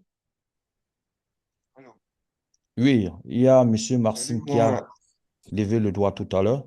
Donc, vous pouvez poser votre oui, question. tu peux parler? Oui, vous pouvez parler, Monsieur Maxime. Mais c'est pas Maxime, moi, c'est Aboubacar. Ah, so sorry. Ah oui, Monsieur Kaba. Oui, vous pouvez parler. Ok. Moi, je voulais demander, est-ce que on a, on peut avoir des cours qui sont déjà, à part ces élèves qu'on va faire à chaque dimanche, est-ce que on va avoir accès à des cours qui sont préenregistrés, qu'on peut suivre? Parce que souvent, ça se peut que les dimanches, que certains travaillent ou bien surtout et nous qui sommes vers l'Occident ici. Mhm. Est-ce qu'il y a des cours préenregistrés ou... OK, très belle question. En fait, à la fin de chaque replay, vous allez recevoir le replay dans le groupe. Vous êtes dans le groupe déjà, n'est-ce pas? oui. Oui, vous allez recevoir ça dans le groupe. Donc, je pense au trop tard demain, vous allez recevoir le replay d'aujourd'hui. Et je vous prie de resuivre ces replays et de refaire encore. Et en passant aussi, je vais envoyer dans le groupe l'exercice de la semaine. Donc, vous avez 7 jours pour faire vos exercices. Et je vais vous expliquer. Vous allez recevoir un document HTTP et vous allez ouvrir ça à travers votre navigateur. Ce sera votre premier exercice. Ça sera une série de 50 questions. Et nous allons ensemble, la semaine prochaine, répondre à ces 50 questions. Ouais, je peux poser ma question? Allez-y, Monsieur Maxime. Désolé, tout à l'heure, j'ai eu un problème de connexion. C'était pour rebondir par rapport à la question du monsieur sur l'hébergement. Je veux Mhm. dire, si vous devez créer un site pour une entreprise, peut-être un artisan, c'est vous qui devez lui proposer l'hébergeur ou c'est lui qui doit vous dire avec quel hébergeur il veut? OK. Disons, vous pouvez proposer, hein, puisque c'est vous qui êtes en train de créer ça. Hmm, C'est mieux que vous proposez. Puis si vous a donné un job, il veut le produit final. C'est comme d'accord, je vous donne l'autorisation de construire une maison et bien sûr que je peux avoir mes exigences, hein. Je peux dire, OK, j'aimerais que ça soit hébergé sur tel endroit. Mais vous pouvez proposer parce que vous êtes mieux censé maîtriser le sujet que le monsieur ou bien que le client.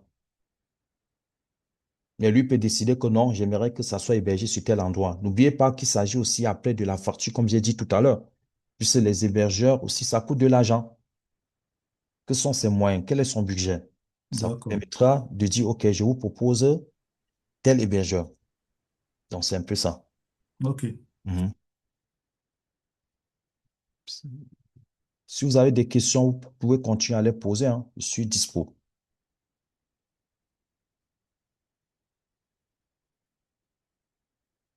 Si, monsieur, est-ce que, il y a des outils qu'on aura besoin de télécharger lors de la formation qu'on aura besoin? Par exemple, quand on commencera la pratique de la création d'un site Internet, est-ce qu'il y a, il y a des outils qu'on doit télécharger maintenant ou OK, des applications ou autres? une très belle question. Donc, ça fera partie de l'exercice que vous allez faire au courant de la semaine parce qu'il existe un outil, à savoir l'outil s'appelle Lovable. C'est avec cet outil, c'est un IA que nous allons utiliser pour créer dans les jours à venir notre premier site. Dans le prochain chapitre, ça sera intitulé Comment utiliser Lovable pour créer le site. Donc, c'est pour ça que je vous prie de maîtriser très bien ce que j'ai expliqué cette semaine, parce que c'est ça qui vous aidera la semaine prochaine à créer votre site. Dans cet outil, vous allez recevoir un lien et vous allez télécharger et vous allez commencer à vous amuser avec l'outil Lovable. C'est très facile, hein? Donc, ce n'est pas difficile. Et si vous avez des questions, comme j'ai dit tout à l'heure, nous avons notre groupe chat WhatsApp. Vous pouvez coucher vos questions et vous allez recevoir des réponses. Et surtout, comme j'ai dit, mettez-vous au travail. Faites vos recherches, amusez-vous avec l'outil. Vous ne pouvez pas décrire l'outil, hein. Donc, même si vous avez peur, n'ayez pas peur. C'est pas aussi si compliqué, aussi difficile que ça.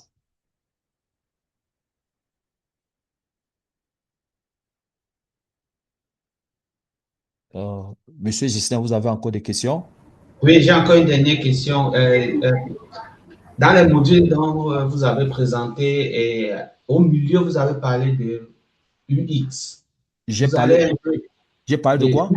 UX, User Experience.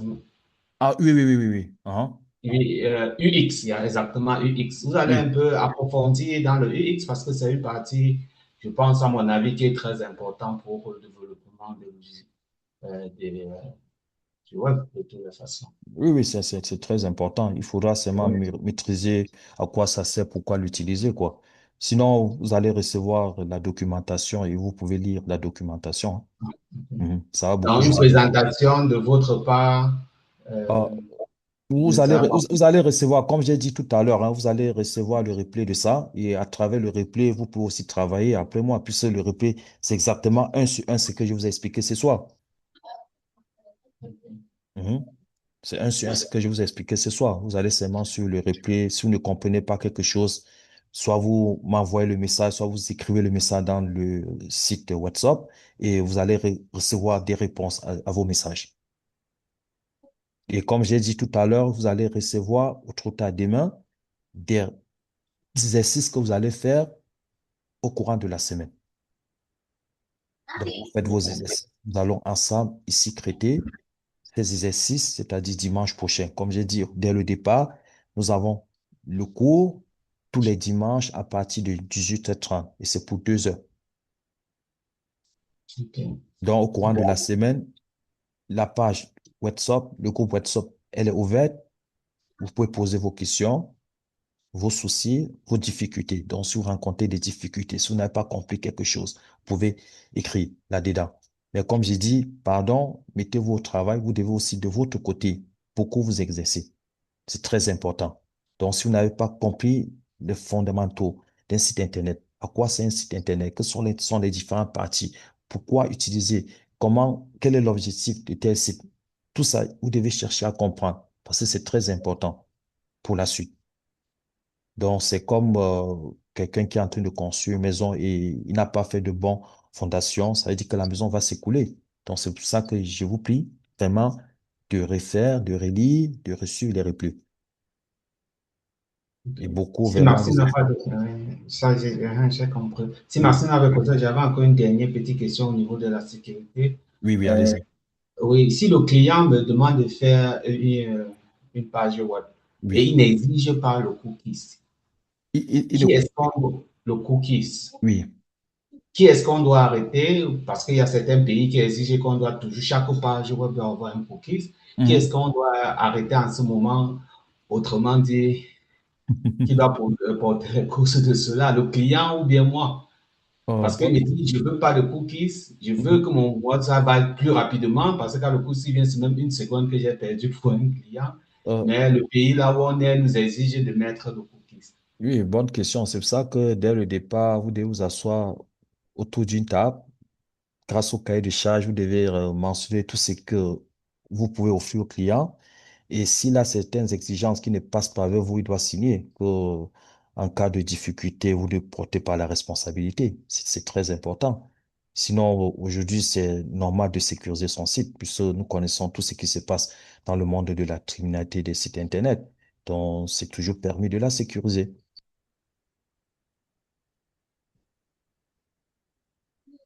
Donc, c'est un peu ça. Ça Comme on va, je dit, vois. le client, lui, le roi. Mais comme je dis, c'est toujours mieux pour vous de dire au client que c'est mieux de sécuriser, hein. C'est mieux. Je pense que maintenant, nous pouvons passer rapidement aussi à certains exercices. Attends.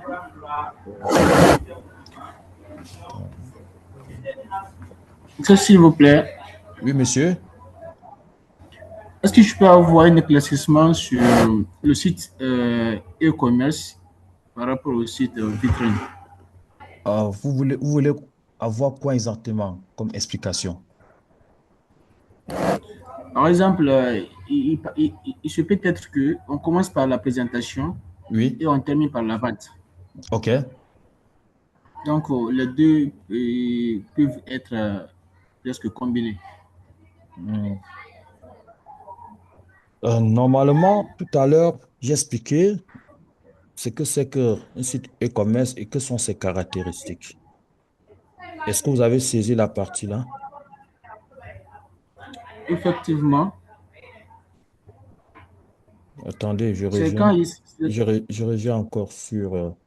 ok, voici par exemple, vous êtes en train de revoir mon écran, n'est-ce pas? oui, oui. Est-ce que vous voyez? Oui. Lorsqu'on parle de site e-commerce, ça c'est une caractéristique. À savoir, il possède ce qu'on appelle le catalogue des produits. Et dans ces catalogues de produits, il y a aussi des sous-catalogues, bien des sous-produits si vous voyez. Il y aura aussi un panier, il y aura aussi un modèle de paiement. C'est très important. Sinon, quelqu'un viendra dans votre site, va visiter, il va faire comment pour payer. Donc, c'est très important. Et votre problème, c'était de savoir quoi exactement. Par exemple, les sites vitrines, vous avez Mhm. dit que c'est si il s'agit de la présentation de l'entreprise. Oui. Maintenant, moi, ma question est que, est-ce qu'au niveau des sites e-commerce, on ne peut pas commencer par la présentation de l'entreprise et terminer par la vente de produits? C'est ce qui m'est... Je pense que non. Parce que comme j'ai dit tout à l'heure, il faut savoir pour le pourquoi. C'est très important, l'objectif. Je vous ai dit, par exemple, tout à l'heure, avec un site vitrine, on ne fait pas la vente. On présente son service, on présente ses produits sans vente. Alors qu'avec un site e-commerce, on est là pour vendre. Vous savez, qui parle de vente parle de produit. Donc, vous devez présenter votre produit. Donc, il ne faut pas confondre. C'est très important. Donc, soit vous faites un site e-commerce, soit vous faites un site vitrine. Pas les deux à la fois. Et même loin de ça, lorsque vous parlez d'un produit, n'est-ce pas, quand vous voulez vendre un produit, vous devez donner les caractéristiques de votre produit. Vous devez dire à quoi c'est le produit, pourquoi, pour le pourquoi les gens doivent acheter. Vous allez donner les différentes caractéristiques. Par le cas, par exemple, si vous êtes en train de vendre une télévision, vous allez essayer de dire, OK, c'est une télé de telle marque, ça a telle caractéristique, voilà le prix. Donc, vous voyez aussi que de façon indirecte, vous allez donner des informations, en fait. Et ça, c'est bon. Oui, c'est bon, c'est bon. Mhm. Donc, il faut toujours savoir l'objectif pour le pourquoi vous êtes en train de créer un site. Sinon, vous allez confondre tout, hein, ou bien ça sera confus, comme j'ai dit tout à l'heure. Donc, ça doit être clair, transparent, visible. Il ne faut pas oublier la partie là. Hmm? C'est bon. Ok, super. Il y a Sidol qui a soulevé le doigt. Est-ce que soulevez la main? Est-ce que vous pouvez poser votre question? Allô? Allô, allô?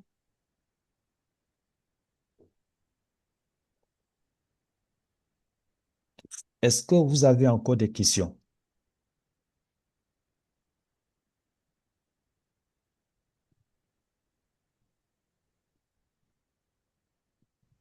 Si vous avez des questions, vous pouvez coucher soit dans le chat, soit soulever la main et la poser.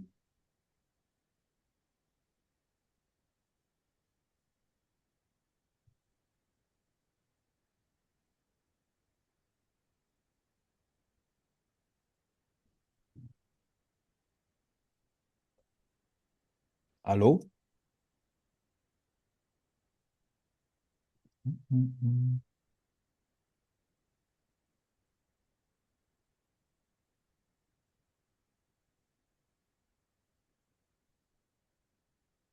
OK. Ahmed, il y a Sosten qui a apparemment un problème de micro. Ah, OK. Ok, il est en train d'écrire dans le chat. OK, il n'y a pas de souci. Je vais regarder. Je pense que j'ai un petit souci avec mon micro. OK, vous pouvez également coucher vos questions, votre question dans le chat. Je pourrai répondre. Et en passant, il y a Frédéric qui a levé le bras. Oui, vous pouvez poser votre question, monsieur Frédéric. Ah oui, je reviens parce qu'il y a quelqu'un qui avait touché sur l'Ovaba. Mhm, Exactement, moi aussi, je viens de là. En mhm, fait, c'est une simple question que j'ai, c'est au niveau de l'hébergement, parce que nous avons parlé que ce soit mutualisé, bien sûr, lorsqu'il y a plusieurs sites et mhm, consorts. mhm, Si on s'adresse directement, en fait, parce que là, avec l'Ovaball, parce que j'ai déjà fait un tour dedans, je trouve il y a les connecteurs. Il y a un connecteur. Je m'excuse parce que je commence à aller au-delà. C'est pourquoi je ne voulais pas le dire parce qu'il y a quelqu'un qui a posé cette question. mhm, Alors, je suis de l'autre côté. mhm, Là, je trouvais qu'il y a cloud à l'intérieur. C'est mhm, que le Vabon nous donne aussi la possibilité de pouvoir héberger mhm, à l'intérieur mhm. notre web. Ou bien il nous faut aller. Alors, euh, Oh, oh, Frédéric, OK, allez, oui, je laisse madame pour les répondre. vous Mhm. avez la possibilité d'héberger votre site aussi dans Dans Lovable. le verbe. Mhm. OK? Et OK, c'est gratuit. Oui. OK. OK. Par contre, tout ce qui est fonctionnalité très avancée, je ne pense pas qu'on ne va pas les aborder maintenant parce que vous avez des OK, niveaux qui est beaucoup trop hétérogènes. OK. D'accord? Vous merci. avez vu, on vous a présenté le programme. Essayez de respecter un peu la chronologie des choses. Et je ne pense pas que ce soit utile de poser aujourd'hui les questions que nous allons voir au quatrième jour, par exemple. Merci. Laissez les choses se dérouler dans le processus normal. OK, OK, merci beaucoup. OK.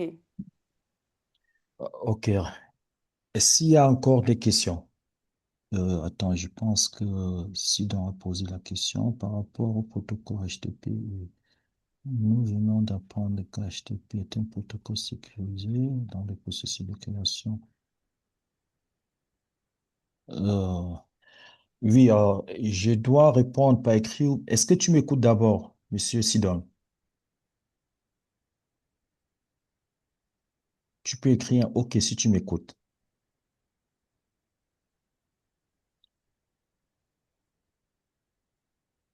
OK, Ben, vous super. allez utiliser du Je, HTTPS. En fait, à la fin, ce sera ça, non? Je ne comprends même pas quel est ton besoin, Sosten. oui, je pense que un site doit être sécurisé, comme j'ai dit tout à l'heure, dont la meilleure façon, c'est d'utiliser le HTTPS. C'est pour sécuriser votre site, hein, parce que dans les sites, nous avons des données qui sont très sensibles. Et le HTTP, comme j'ai dit, ce n'est pas sécurisé. C'est comme une porte. Là, si vous n'avez pas mis le cadenas, ben, des gens peuvent entrer n'importe quand et vous plaquer.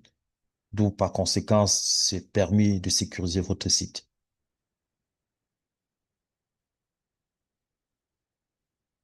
Et ça, c'est super. Vous m'avez écouté? Ou bien vous avez encore d'autres questions? Ok, super.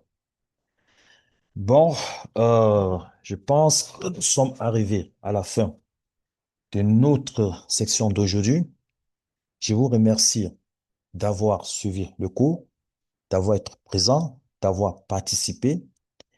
Et nous allons nous retrouver dans le groupe WhatsApp pour continuer nos discussions, pour continuer à nous exercer. Je vous prie également que vous allez recevoir le replay. Essayez de recevoir le replay. S'il y a des zones sombres, vous pouvez poser vos questions, vous pouvez les écrire. Et surtout, je vous souhaite bon début de la semaine, bonne fin de la semaine et que vous soyez vraiment actifs parce que c'est grâce à ça que vous pourrez, à la fin de la formation, être de très bons créateurs de sites et enfin de pouvoir la monétiser. Donc, bonne soirée à tous. Merci, merci bien. Bonne soirée à vous. Et j'espère que vous avez été satisfait. Oui, exactement. Super. Ça me Ouais, fait plaisir. Merci beaucoup. Ok, Je je vous vais vous remercie poster aussi. le replay tout à l'heure, hein, dans le d'accord. groupe. Merci. Ok. Ok. Allez, à la semaine Merci. prochaine. À Bye la À la bye. semaine semaine prochaine. prochaine. Bye bye à Bye. vous. Ok.